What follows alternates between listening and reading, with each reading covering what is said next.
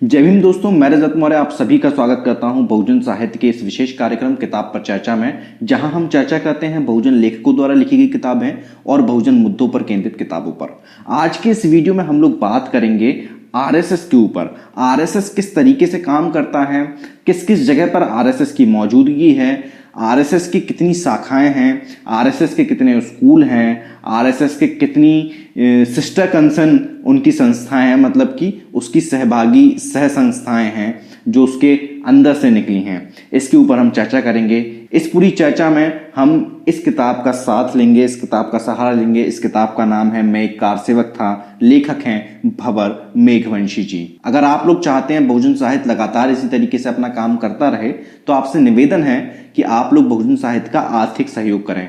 यहाँ स्क्रीन पर मेरे अकाउंट डिटेल आपको शो हो रहे होंगे, उसके माध्यम से आप जितनी चाहें उतनी समर्थन राशि हमें भेज सकते हैं।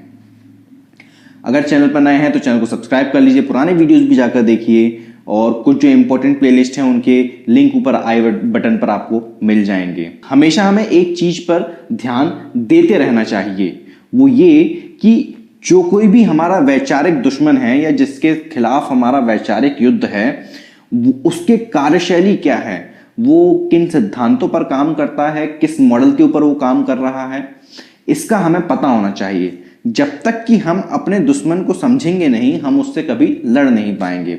आज की डेट में हमारे सामने कहा तो जाता है कि आरएसएस बहुजनों का सबसे बड़ा दुश्मन है, बहुत सारी चीजें बताई जाती हैं, लेकिन आपको ये नहीं पता होगा कि आरएसएस की जो पैठ है वो इतनी गहरी है, जिससे कि आज की डेट में जो बहुजन समाज है अगर उस स्थिति में रहता है तो आने वाले 100, 200, 300 सालों तक हम आरएसएस को कभी नहीं हरा सकते वैचारिक रूप से। हमें अगर आरएसएस को हराना है या आरएसएस से आगे निकलना है तो हमें आरएसएस को समझना पड़ेगा। इस किताब में भंवर मेघवंशी जी बहुत ही अच्छी तरीके से चीजें मेंशन करते हैं, क्योंकि वो आरएसएस में संघ में जाते रहे हैं, संघ के संघी रह चुके हैं अगर मैं कहूं तो, और वो खुद भी कहते हैं कि वो संघी रह चुके हैं। बतौर कारसेवक वो कारसेवा करने भी गए थे, तो उनका एक काफी अच्छा खासा एक्सपीरियंस है आरएसएस में रहने का। उन्होंने ये किताब लिखी है, तो मैं ये मान के चल रहा हूं कि इस किताब में जो जानकारी दी गई है उनके द्वारा वो तथ्यात्मक है। अब संघ किस तरीके से काम करता है, तो संघ ने अपने आप को सरल बनाने के लिए, अपनी कार्यशैली को सरल बनाने के लिए पूरे देश को 11 क्षेत्रों और 41 प्रांतों में उसने बांट रखा है। मतलब कि आरएसएस का खुद का अलग से नक्शा है भारत का जो ऑफिशियल नक्शा है, उसके इतर भी उसके पास एक नक्शा है जिसके 11 क्षेत्र हैं और 41 प्रांत हैं, जिसमें की है दक्षिण क्षेत्र, दक्षिण मध्य क्षेत्र, पश्चिम क्षेत्र, मध्य क्षेत्र, उत्तर पश्चिम क्षेत्र, उत्तर क्षेत्र, पश्चिम उत्तर मध्य क्षेत्र, पूर्वी उत्तर मध्य क्षेत्र, उत्तर पूर्वी क्षेत्र और असम क्षेत्र। असम का अलग से दे रखा है। ये क्षेत्र हैं। अब हम बात करते हैं कि 41 प्रांत कौन कौन से हैं। तो 41 प्रांत में पहला प्रांत है केरल, दूसरा है दक्षिण तमिलनाडु, फिर उत्तर तमिलनाडु, फिर दक्षिण कर्नाटक, उत्तर कर्नाटक, पश्चिमी आंध्रा, पूर्वी आंध्रा, कोंकण, पश्चिमी महाराष्ट्र, देवगिरी, विदर्भ, गुजरात, मालवा, मध्य भारत, महाकौशल, छत्तीसगढ़, चित्तौड़, जयपुर, जोधपुर, दिल्ली, हरियाणा, पंजाब, जम्मू कश्मीर, हिमाचल, उत्तरांचल, मेरठ, ब्रज, कानपुर, अवध, काशी, गोरखपुर, उत्तर बिहार, दक्षिण बिहार, झारखंड, उत्कल, दक्षिण बंगाल, उत्तर बंगाल, दक्षिण आसाम, उत्तर आसाम, अरुणाचल और मणिपुर। अब यहां पर एक चीज अगर गौर की होगी आप लोगों ने, तो उत्तर प्रदेश के क्योंकि उत्तर प्रदेश एक बहुत बड़ा राज्य है, तो उसके ही उन्होंने तकरीबन 3-4 प्रांत बना दिए हैं। मेरठ, ब्रज, कानपुर, अवध, काशी, गोरखपुर, ये सारे मेरे ख्याल से उत्तर प्रदेश में ही आते हैं। तो 3-4 प्रांत उन्होंने उत्तर प्रदेश को बना दिए हैं, बांट दिया है आरएसएस के हिसाब से। ठीक है। अब इन प्रांतों के नीचे भी कुछ तंत्र होते हैं। क्या है? तो यहां पर भंवर मेघवंशी जी लिखते हैं, प्रांतों के नीचे संगठन तंत्र में विभाग, जिला, तहसील होता है। कुछ प्रांतों में विभाग के ऊपर संभाग भी होता है। संभाग बनाए गए हैं, तो कुछ में तहसील नहीं है। ग्रामीण क्षेत्र में खंड, मंडल, ग्राम है, जबकि नगरीय क्षेत्र में नगर, बस्ती, मोहल्ला है जो कि सबसे छोटी इकाई है। संघ की सबसे मजबूत प्राथमिक इकाई उसके स्वयंसेवक और प्रतिदिन लगने वाली शाखा मानी जाती है। जो सबसे इंपॉर्टेंट जो कंपोनेंट है आरएसएस का वो है उसके स्वयंसेवक और उसकी जो डेली लगने वाली शाखाएं। स्वयंसेवक मूल आधार है, उसी के ऊपर सारा संगठन टिकता है।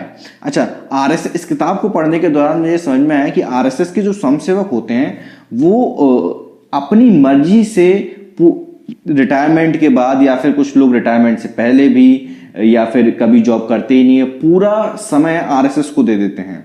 आरएसएस को समय देना यानी कि ब्राह्मणवादी मूल्यों को समय दे देना। लेकिन क्या हम जो बहुजन कम्युनिटी है, स्पेशली एसएसटी, ओबीसी जो हैं, माइनॉरिटीज भी जो है, अल्पसंख्यक जो हैं, वो लोग ऐसा करते हैं? नहीं। वो लोग पहले क्या सोचते हैं कि नहीं, पहले मेरी नौकरी लग जाए, मेरा बड़ा घर बन जाए, मेरे बाल बच्चों की सेटिंग हो जाए सही तरीके से, उसके बाद मैं करूंगा। लेकिन जो ब्राह्मणवादी मूल्यों को मानते हैं उनके अंदर ये एक दृढ़ निश्चय होता है कि समाज के लिए हम पहले काम करेंगे, नहीं पहले कर पा रहे तो हम बाद में कर लेंगे। लेकिन हमारे लोग क्या करते हैं कि जैसे ही उनकी नौकरी लग जाती है तो समाज गया तेल लेने, हम तो अपना जीवन यापन कर रहे हैं। और फिर जब रिटायरमेंट हो जाता है तो कोई संगठन खोल के बैठ जाते हैं, सबको हमारे यहाँ पर अध्यक्ष बनना है, सबको अध्यक्ष की नेम प्लेट चाहिए। तो ये कुछ आधारभूत अंतर है उनके जो काम करने का तरीका है और हमारे जो लोग काम करते हैं उसमें। संघ के संगठन तंत्र को समझने के लिए जरूरी है कि उसकी त्रिस्तरीय व्यवस्था को समझ लिया जाए। तृणमूल स्तर पर संघ की इकाई में स्वयंसेवक से ऊपर घटनायक, गणनायक, मुख्य शिक्षक, शाखा कार्यवाहक तथा मंडल कार्यवाह जैसे दायित्व होते हैं। उच्च स्तर पर यह पूरी व्यवस्था त्रिवेणी संगम जैसी हो जाती है। एक स्तर प्रचारकों का चलता है, एक कार्यवाहक के नाम से तथा एक संघचालकों का होता है, यथा नगर प्रचारक, नगर कार्यवाहक, नगर संघचालक, जिला प्रचारक, जिला कार्यवाहक, जिला संघचालक, विभाग प्रचारक, विभाग कार्यवाह, विभाग संघचालक। मतलब कि ये तीन चीजें हैं, एक प्रचारक, कार्यवाह और संघचालक। इसके उन्होंने अलग अलग बना रखे हैं चीजें। प्रांत प्रचारक, प्रांत कार्यवाहक, प्रांत संघचालक, क्षेत्रीय प्रचारक, क्षेत्रीय कार्यवाहक, क्षेत्रीय संघचालक।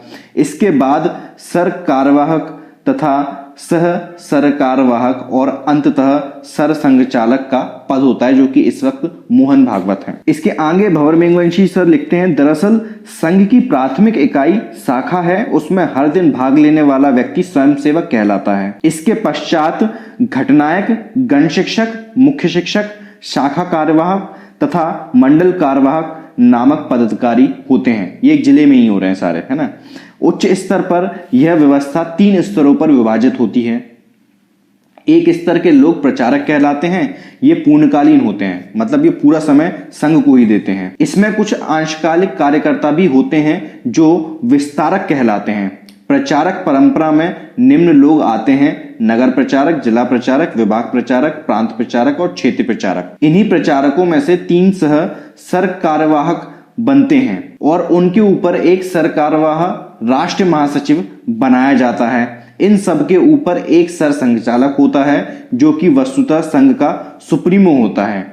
इस प्रकार देखा जाए तो संघ में सबसे ताकतवर स्तर संघ के प्रचारकों का होता है, क्योंकि उन्हीं में से किसी एक को सरसंघचालक बनाना होता है। शेष 2 स्तर के लोग संघ प्रमुख नहीं बन सकते, मतलब कि जो संघचालक होते हैं उनमें से ही कोई एक जाकर सरसंघचालक बनेगा और बाकी के जो प्रचारक वगैरह जो नीचे के जो लोग रहते हैं उनमें से कभी कोई प्रचारक सरसंघचालक या सुप्रीमो नहीं बनता है, जो मुखिया जो रहता है वो नहीं बनता है। आज तक कुल 6 प्रचारक सरसंघचालक के पद तक पहुंच पाए हैं, जिनमें से 5 ब्राह्मण रहे हैं और 1 क्षत्रिय।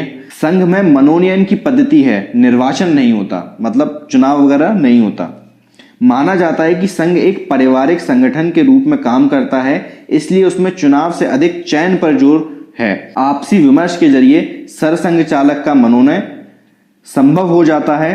प्रारंभ में सरसंघचालक का पद आजीवन था, मगर बाद में इसमें परिवर्तन किया गया।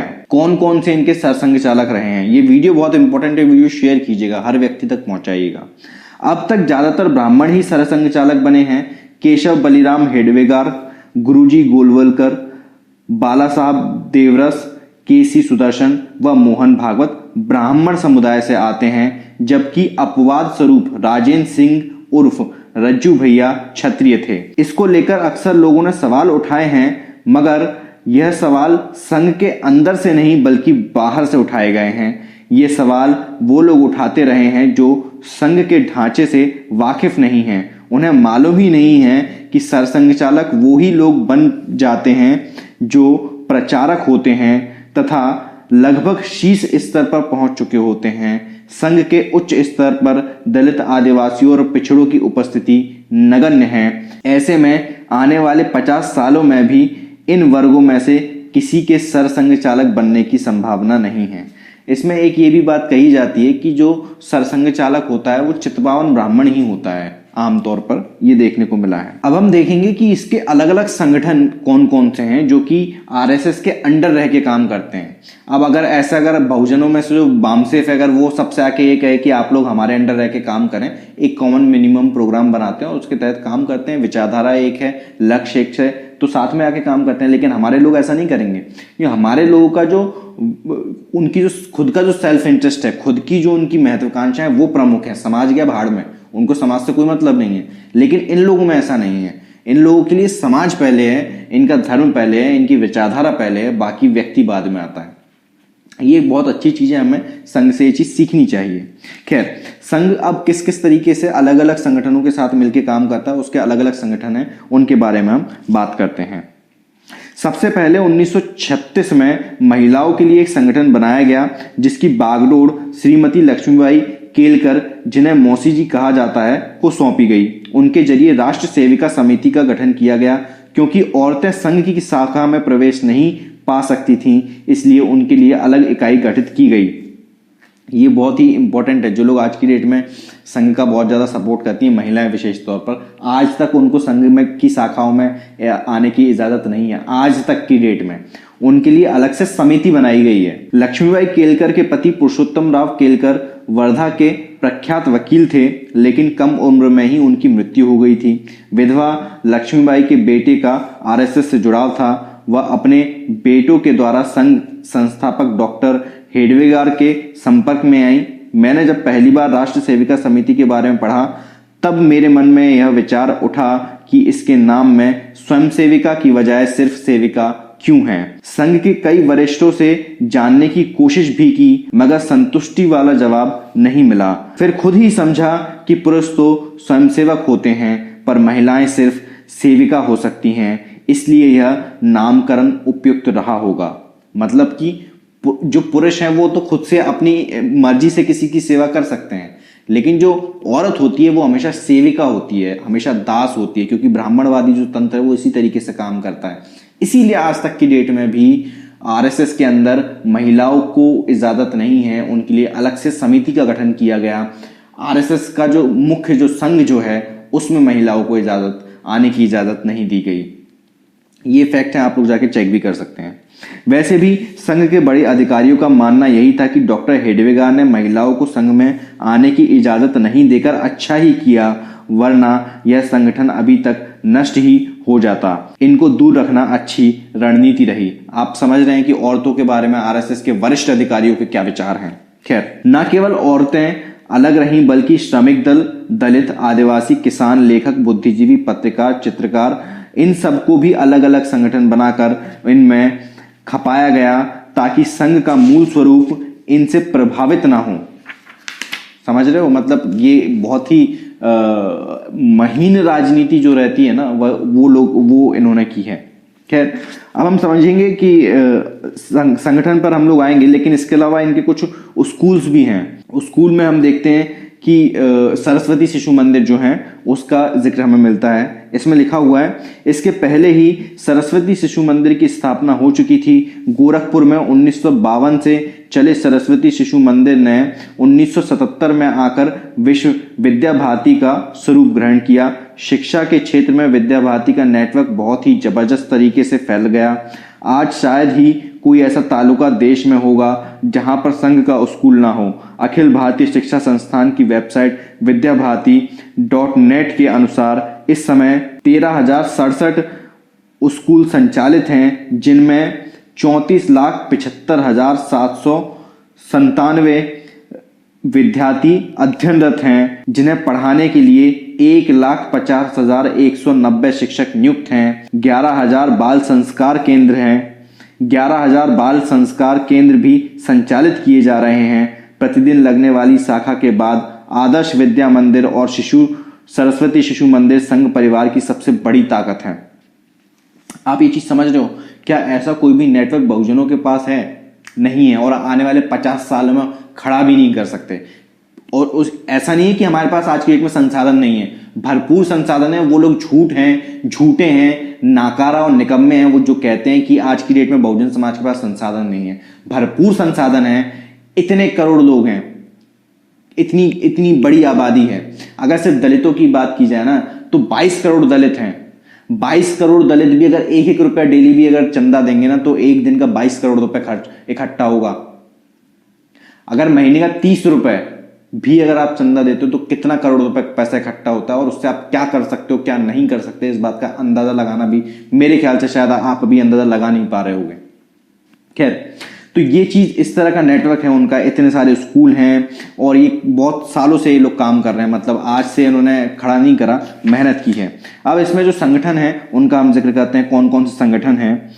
इसमें नए नए संगठनों का निर्माण सिलसिला आज भी जारी है। अब तक अखिल भारतीय साहित्य परिषद, दीनदयाल शोध संस्थान, इतिहास पुनर्लेखन समिति, इतिहास का पुनर्लेखन भी किया जा रहा है, संस्कार भारती, सहकार भारती, भारतीय शिक्षा मंडल, संस्कृत भारती, प्रज्ञा प्रवाह, समरसता मंच, जिसमें कि ये लोग जातियों के बीच में समरसता स्थापित करने की कोशिश करते हैं। जाति खत्म करने की बात कभी भी आरएसएस ने नहीं की है। राष्ट्रीय सिख संगत, मतलब सिखों के लिए भी अलग से है। धर्म जागरण प्रभाग, अखिल भारतीय अधिवक्ता परिषद, स्वदेशी जागरण मंच, बजरंग दल, दुर्गा वाहिनी, हिंदू जागरण मंच, सेवा भारती, हिंदू सेवा प्रतिष्ठान, भारतीय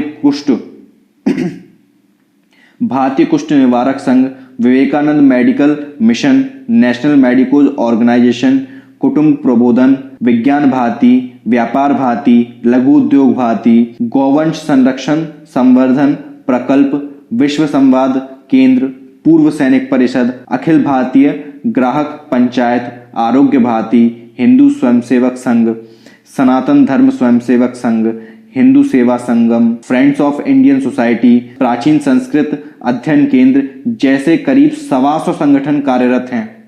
125 संगठन। अपने विचारों को जन जन तक पहुंचाने के लिए संघ ने कई प्रकाशन संस्थान भी खोले हैं, जिनमें भारत प्रकाशन, सुरुचि प्रकाशन, लोकहित प्रकाशन, ज्ञानगंगा प्रकाशन, अर्चना प्रकाशन, भारतीय विचार संस्थान, कल्पतरु, श्री भारती प्रकाशन, अपना साहित्य, साधना पुस्तक प्रकाशन, साहित्य निकेतन, जागरण प्रकाशन, राष्ट्रोत्थान साहित्य, हिंदू समाचार, स्वदेश, मदरलैंड, ऑर्गेनाइजर, पांचजायन तथा राष्ट्र धर्म जैसे प्रकाशन संस्थान प्रमुखता से स्थापित किए गए हैं। इसके अलावा हर जिले में संघ विभिन्न नामों से सामाजिक संस्थाओं का संचालन करता है। आज निर्विवाद रूप से यह स्वीकार किया जा सकता है कि संघ बिना रजिस्टर हुए ही विश्व का सबसे बड़ा एनजीओ है। संघ विचार परिवार को सबसे अधिक वित्तीय सहायता भी विश्व भर से मिलती है। हालांकि संघ अपने आप को कभी भी महज एक एनजीओ के रूप में नहीं मानता और ना ही डायरेक्ट फंडिंग लेता है, मगर संघ से जुड़े हजारों एनजीओ और संस्था संगठन आज विभिन्न रूपों में सक्रिय हैं तथा वे विदेशों में जमकर पैसा ले रहे हैं, लेकिन उन पर कोई सवाल नहीं उठाया जा सकता क्योंकि देशभक्ति की आड़ में सब चलता है।